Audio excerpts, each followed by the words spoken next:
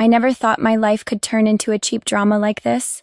My name is Megan, 29 years old, and I believed I had it all. A stable job, a man who loves me, and a close friend since childhood, Eleanor. We grew up together, shared every secret, supported each other through broken relationships, and made that promise we will never betray each other. And then I broke that promise. I fell in love with Eleanor's husband, Ryan. I believed he loved me too, and I married him, thinking I finally got my happiness. But I was wrong. I did completely wrong. That day, I thought I was about to have the life of my dreams. I stood in front of the mirror in the bridal waiting room, adjusting my pure white wedding dress, my heart pounding. Today, I will marry Ryan, the man I love more than anyone. I know everyone will be shocked to hear the news. Eleanor, my best friend, definitely will hate me forever. But I told myself that love is not right or wrong. I convinced myself that Ryan and Eleanor have not been happy for a long time, and that I am simply the right woman for him. I believed that story, until I walked down the aisle of the church. When I saw Ryan standing at the altar, his eyes filled with confidence and arrogance, I did not see a man in love. I see one liar. And then, as soon as the priest opened his mouth, I saw her, Eleanor, standing there quietly behind a large pillar at the back of the church. Her eyes never left Ryan. Her eyes don't leave me. And at that moment, I knew that I was fooled. I recall Ryan and I's first night together, in a strange hotel room, where he whispered to me that he never really loved Eleanor. "I'm with her out of obligation," Ryan said, his finger brushing my cheek. "But you're the one I've always wanted." I believed it. I believed that I am not the third person, that I'm the one he chose. But there is one thing that I never thought of. If he can cheat on Eleanor to be with me, then who's to say he won't do the same thing to me? I don't know who sent that message. Some strange numbers, names not saved. St. Mary's Church, 2 p.m. You need to see this. I should have skipped. I should have carefreely enjoyed the last days before her wedding. But something in my heart, a vague fear, inspired me to go there. And when I walked in, I saw Eleanor. No crying, don't scream. Just standing there, quietly, witnessing it all farce which I thought was a true love story. She knew it all. And when I looked into her eyes, I understood I was playing the most painful trick of my life. After the ceremony, when Ryan was receiving guests as if he just married the perfect woman, I pulled him out. I no longer feel happy. I no longer feel lucky to have him. I just feel hideous. "Why is Eleanor here?" I asked. My voice shook with anger. Ryan blinked, expressing surprise. But I saw it. Moment his eyes wavered, the slightest sign of a lie about to be told. "I don't know," he said, his voice calm as if this was not important. I shook my head. "Don't play this game with me, Ryan. She already knows." He sighed, leaned down, and kissed my forehead as if I were a child panicking. "Megan, you're imagining too much. Don't let Eleanor ruin our special day." "Special day for us?" I pushed him away. "Do you love me?" Ryan frowned. "What the hell are you talking about? Answer me, Ryan." I looked straight into his eyes. "Do you love me? Or am I just a tool in your plan?" Ryan says nothing. And that is the answer. I feel stuffy. Every piece of the puzzle in my head starts to fit together. Some evenings, Ryan comes home late, saying he has an unscheduled meeting. The times he avoids the question about our future plans. The way he always said Eleanor is not the problem, as if I should forget her. I was so stupid to realize it sooner, but it's never too late to correct mistakes. I turned around and left behind the man I thought was everything. But when I walked out of the church, I saw her waiting. Eleanor. We looked at each other for a moment that seemed to last forever. I want to say something. An apology, an excuse, anything. But there were no words, fix what I did. But then, Eleanor opened her mouth, her voice scary calm. "You were tricked, right?" I cannot answer. Because she's right. And that hurts even more than betrayal. Because for the first time in my life, I realized I'm not a traitor. I am a victim. And I won't let him get away that easily. I stood there, in the middle of the church parking lot, facing Eleanor. I used to think that if one day we met again in this situation, she would scream, slap me, curse me for betraying our friendship. But no, she pointed and looked at me, and that's scarier than any insult. Because I know, Eleanor no longer considers me a traitor. She sees me as Ryan's other victim, and that, much more painful. I guess you don't know anything about the $3 million inheritance fund that Ryan's mother set up for your child and his, Eleanor said, her voice cold. I freeze. What? She pulled out her phone, scrolled through a bunch of emails, then held the screen out to me. I looked down. Financial documents, paperwork for a trust fund in my name and Ryan's name, set up for financial support for our non-existent children. I never heard about this. Ryan never told me, I whispered, my hands shaking as I scrolled down to look at the documents again. Eleanor crossed her arms. Of course he didn't. He never told me. And he certainly didn't tell you. Because we were never part of his real plan. My heart clenched. I think he loves me. I hated myself for saying those words. Eleanor smiled faintly. I used to think so too. Until I found out he planned everything from the beginning. What Eleanor revealed to me made me dizzy. Ryan never really loved any of us. He approached Eleanor because her family has political influence. Her father was a judge. Her grandfather was a famous lawyer. He approached me because my mother, Grace, owns a large real estate corporation. He took advantage of both of us, like pieces in a big game that only he knows how to play. He married Eleanor to have a power base. Later started manipulating me when I realized that I can bring financial benefits. And his mother, Laura, is also part of this plan. She was secretive, set up an inheritance fund, joint bank accounts, and investments in my name and Ryan's without even telling me. I feel like I'm about to go crazy. How did I not notice this sooner? I hissed, clutching the phone in my hand. Eleanor shrugged. Because he's so good at acting. And because of us, we all want to believe that he loves us. She didn't say that to blame me. She said, because it was the bitterest truth. I turned away, trying to take a deep breath, but the pieces in my head started to fit together. Ryan sometimes pretends to support me at work, but essentially uses my connections to approach my mother. At times, he pretends to be interested in finances, but essentially manipulates me to sign important documents that I never read carefully. The times he compliments me because I'm different from Eleanor. Do I feel special? When in reality, he's just using me to replace her when needed. I don't just deceive Eleanor, I was too deceived, and I won't let him get away easily. Eleanor looked at me, her eyes cold. So, what are you going to do? I swallowed hard, filled with determination. I will help you destroy Ryan. Eleanor nodded as if she had expected that answer. Let's begin then. I knew that if we wanted to overthrow Ryan, we needed solid evidence. I started review all emails, messages, and documents that I have. Things I ever ignored, things I think just normal financial documents.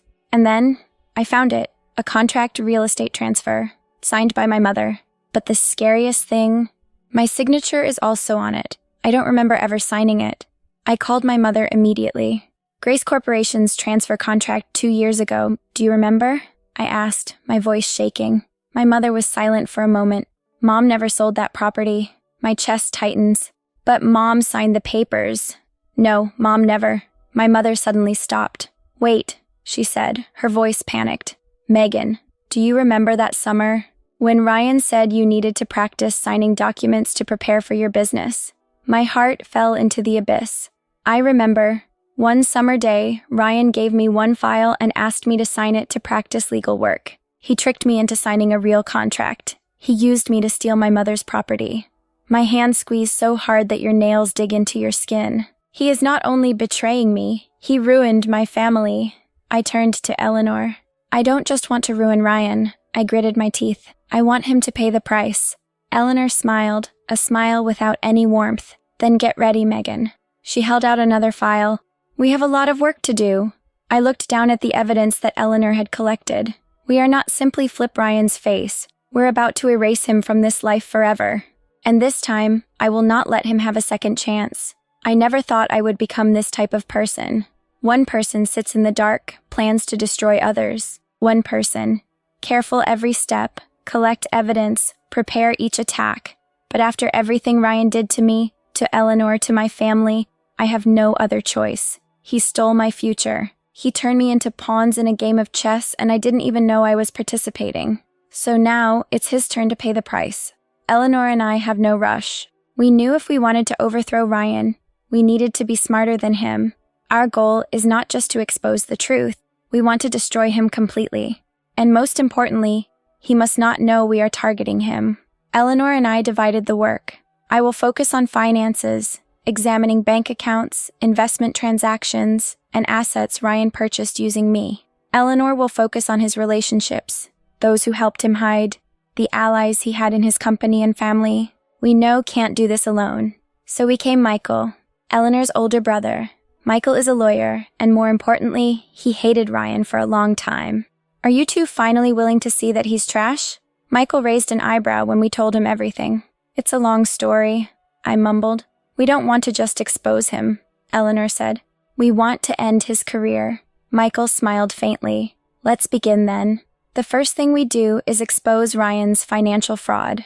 I spent hours reviewing every document and every transaction he made during the past 3 years, and then I found something terrible. Ryan didn't just use me to steal my mother's assets.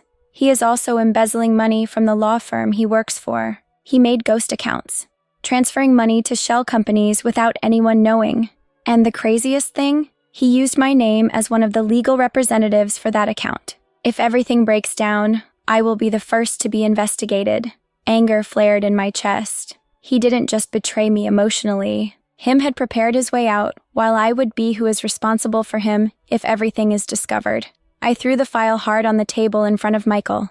Let's do something with this. Michael looked over the pages, then looked up, smiling dangerously. I have an idea. We know Ryan can't do all of this alone. He has allies, and his greatest ally is Laura, his mother. Laura is a woman who never lets anything get out of her control. She devoted her whole life to building the Mitchell family, manipulating everything to ensure that Ryan is always in a position of power. She is the person who created a plan for Ryan to marry both me and Eleanor to ensure the family's property and reputation. And that means if Ryan gets into trouble, she will try to cover it up. We need to make her lose control. The only way, attack her family's reputation before she can react. Eleanor arranges one meeting with Grace, my mother. She never really trusted Ryan. But now, when I bring up proof that he stole my family's property, she completely exploded. That bastard dares to use you to trick his mother? Her voice trembled with anger. I've never seen my mother so angry. She immediately called the company's financial advisor to check past contracts. And after a few hours, she called me back. We have enough evidence to sue him in court. I smiled for the first time in days. He thought it was me who would always be an idiot. But this time, I won't let him escape. Ryan still doesn't know what's going on. He still plays the role of the perfect man. I think I would never dare do anything to him. So we decided to take advantage of that. I called Ryan, my voice as sweet as before. I missed you, I said, trying not to gag at the sound of my own voice. Ryan immediately fell into the trap. He invited me to dinner, thinking that I still love him. But instead of going on a romantic date, he walked in a trap. Me and Eleanor arranged to have a group of reporters waiting. We put him in an inescapable situation. If he admitted to the press that he had deceived me and Eleanor, he would suffer if the public hated it. If he denies, we will launch complete evidence of financial fraud. When he realized what was happening, his face turned pale. He looked at me for the first time and looked really scared. Megan, what are you doing? I stood up, threw a stack of documents on the table in front of him. I'm just paying you back for what you did to me. Ryan froze. He knows everything is over. And for the first time in my life, I felt I really had control. This is just the first step. Ryan has not been completely destroyed, but he lost control. And that means we have gained the advantage. I looked at Eleanor. She nodded. We are no longer two women manipulated by Ryan again. We are people holding knives. And we won't stop until everything falls apart. When I was a child, I always believed that justice is a clear, black and white thing. Bad guys will be punished. Good people will win.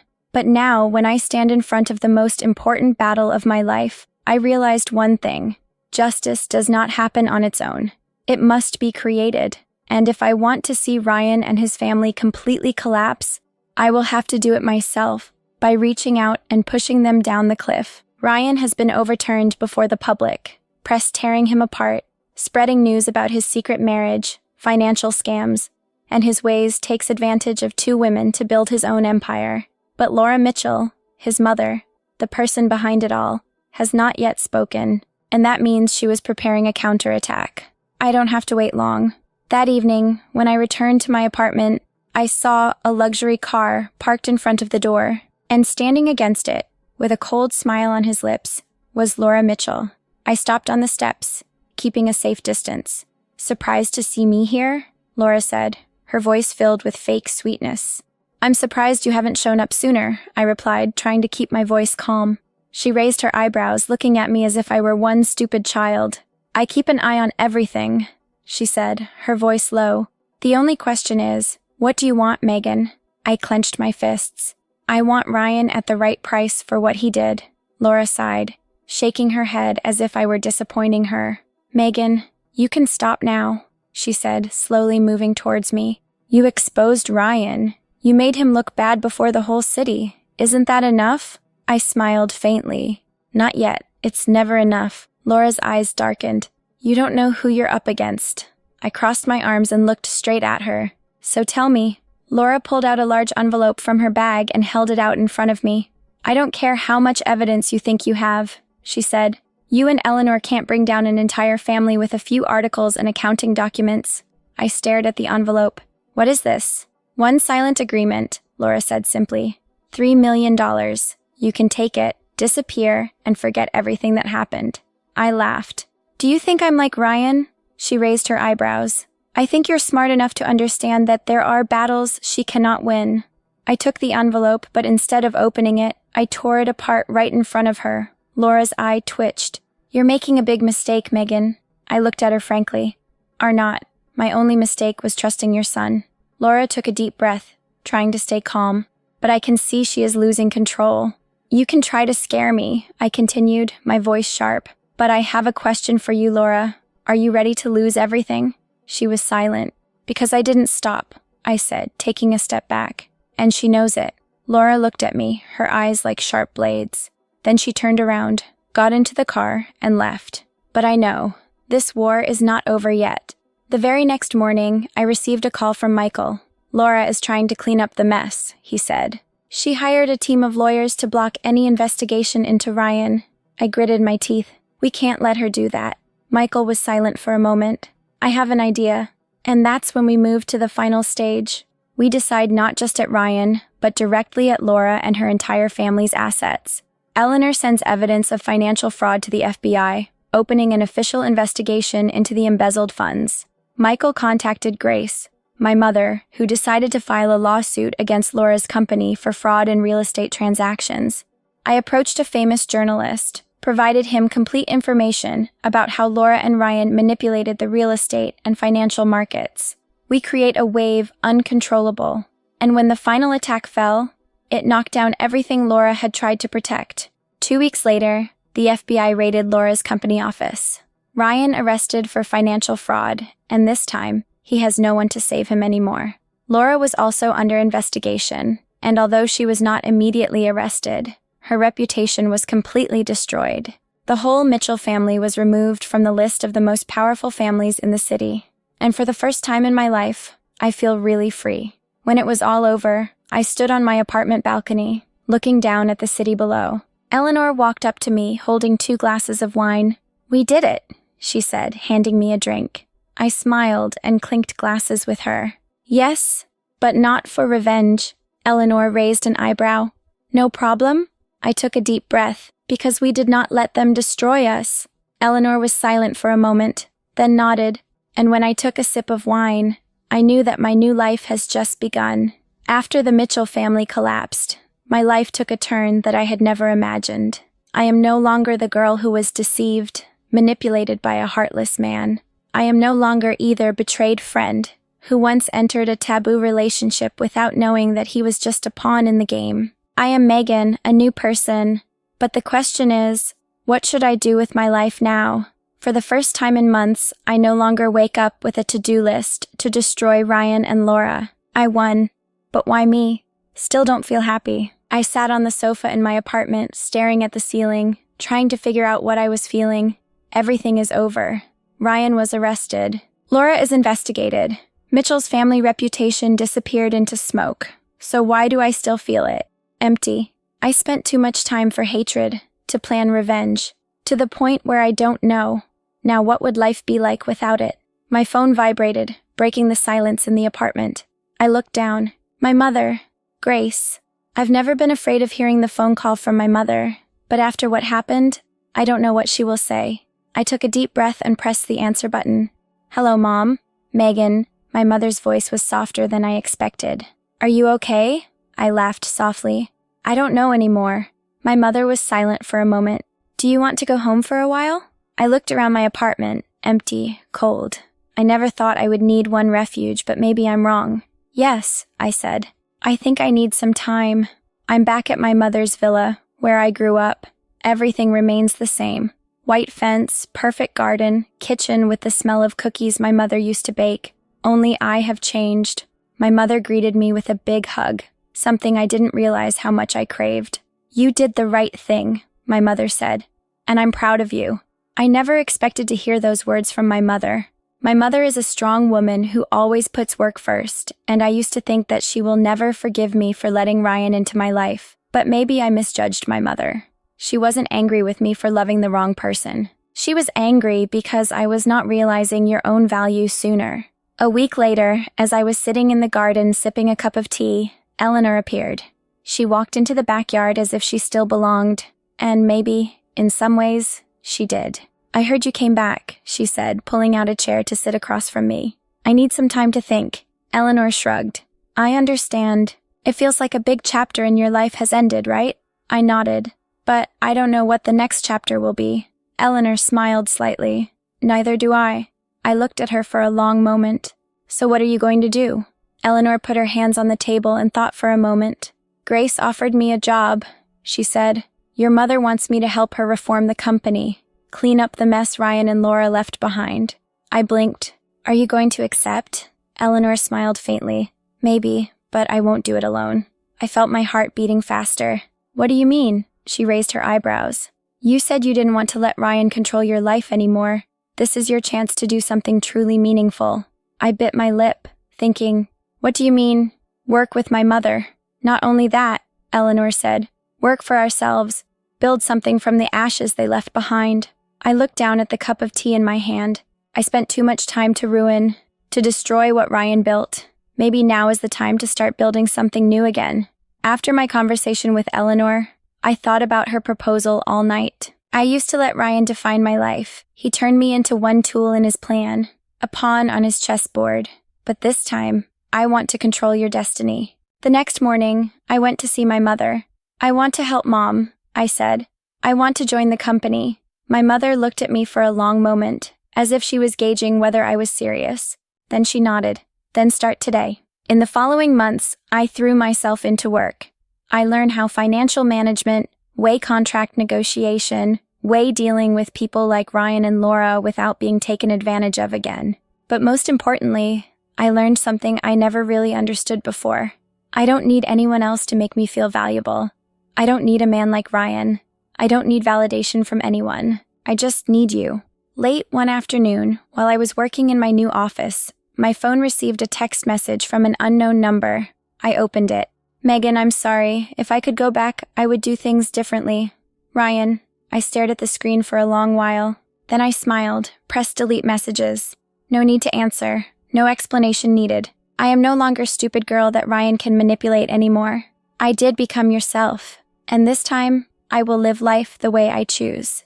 I used to think revenge would make me happy. That if I could cause Ryan and Laura to collapse, I will find peace again. But when I look at my life now, I realize one truth. Revenge is not what saved me. I saved myself, and this is just the start. My life has changed completely. I am no longer a woman who once cried because of a traitor. I am no longer either people stuck in the mistakes of the past. Now I am Megan Carter, the new Chief Financial Officer of Grace Corporation, my mother's company. I work next to Eleanor, who I never thought I could mend my friendship with. But the strangest thing is, we are no longer haunted by Ryan's ghost. We are no longer two women taken advantage of by the same man. We are women who have risen from the ashes. Even though things have changed, the past still has a way to come back and knock on the door. Late one afternoon, I was in my office when Eleanor walked in and put a stack of documents on my desk. The latest on the Mitchells, she said. I looked at her, raising my eyebrows. I don't think we care about them anymore. Eleanor shrugged. Maybe so, but I thought you'd like to see this. I opened the file, and I was stunned. Ryan was sentenced to 10 years in prison for financial fraud. Laura fled the country, leaving behind $1 million debt. Ryan's law firm went bankrupt, and its assets were confiscated. The Mitchell family was one of the most powerful in the city. Now it's just that ruins. I closed the file, feeling alone. Strange relief. I thought you'd be happier, Eleanor said, studying my face. I laughed softly. I think I'm happy now. It doesn't matter anymore. And that was the first time I realized I don't need to care about them anymore. I have completely moved on. One day, while working in the office, my mother walked in with an envelope in her hand. New York sent you an invitation, she said. I opened the envelope. That's one great investment opportunity. A leadership position in a large real estate company in Manhattan. An opportunity to leave this city, start completely over. My mother looked at me expectantly.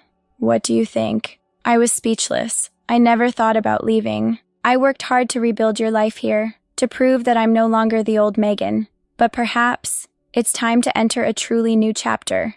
I need to create your own life, not because I want to forget the past, but because I deserve a better future. The decision to leave was not easy.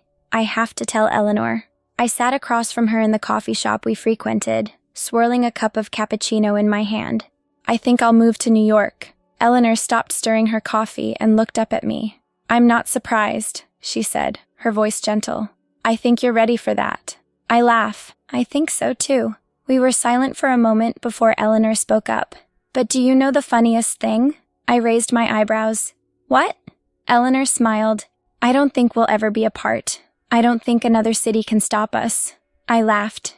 I guess so. I realized that our friendship has been through hell, and if it is possible to survive all of that, then a geographical distance is nothing. The day I left, I stood on my apartment balcony, looking down at the city one last time. I used to think that this place will forever haunt me, that I would never be able to let go of painful memories. But I was wrong. I don't run away from the past. I simply accept it and choose the next step. I picked up the phone and turned it back on an old text message from Ryan, which I never answered. Megan, I'm sorry. If I could go back, I would do things differently. I laughed lightly. No, I wouldn't do it any other way, because you never change. I deleted the message. Then I turned around, picked up my luggage, and walked out of the apartment.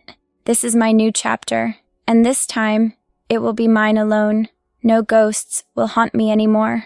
I used to think I would be stuck in the past forever. But now, as I board the flight to New York, I understand the past is only part of the story, not the whole story. I am no longer a stupid girl who fell in love with the wrong person. I am no longer the traitor who has lost the most precious friendship. I am Megan Carter.